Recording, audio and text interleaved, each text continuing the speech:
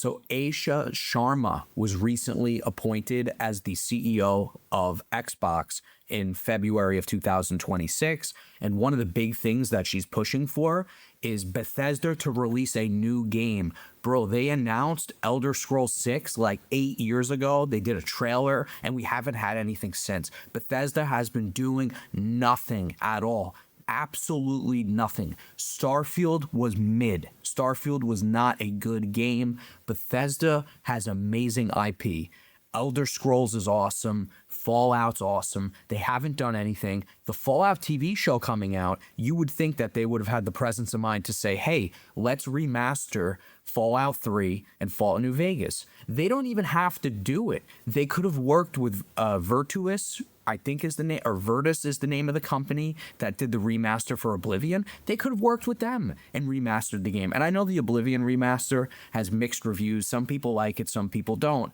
But you could have just done something as simple as that and put these games out and held us over until ES6 or Fallout 5.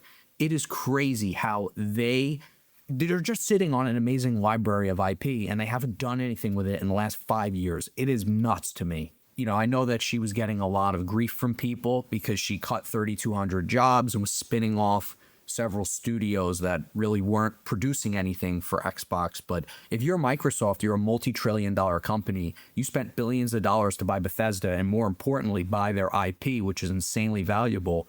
So you really need them to put games out. You need things to happen. They definitely need to speed up development. And that's what they're doing. Apparently, her plan is to funnel extra funding into Bethesda and Halo Studios specifically to speed up game development. And again, ES6 just hit its 8-year anniversary with zero gameplay footage shown.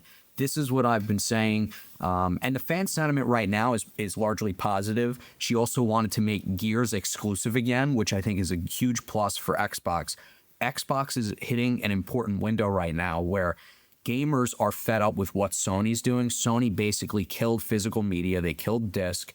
People don't want to deal with that. Sony is cocky right now because the PS5 is way better than the Xbox Series X. Let's just call it what it is.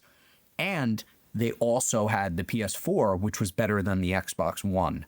So Sony won the last 2 generations of consoles. So now they're cocky, they're arrogant. And guess what? If Xbox spends even a fraction of the money that Sony did on developing a system, they can build a great system where they actually allow people to own physical media and everyone will go out and buy the Xbox. People will not buy the PlayStation again. Like they did with the 360.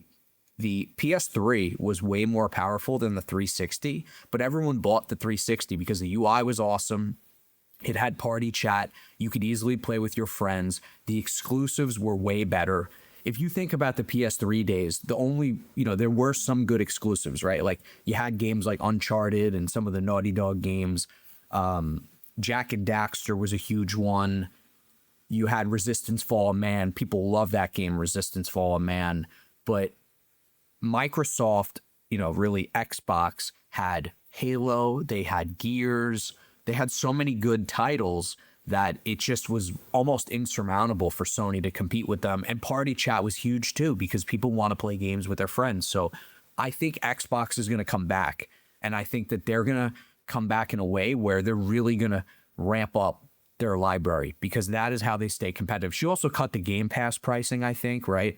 It wasn't it like $29 a month and they cut it to like $24.99. So she knows what gamers want. She knows she's listening to the people. And I think that's a huge path for how Microsoft can get ahead here.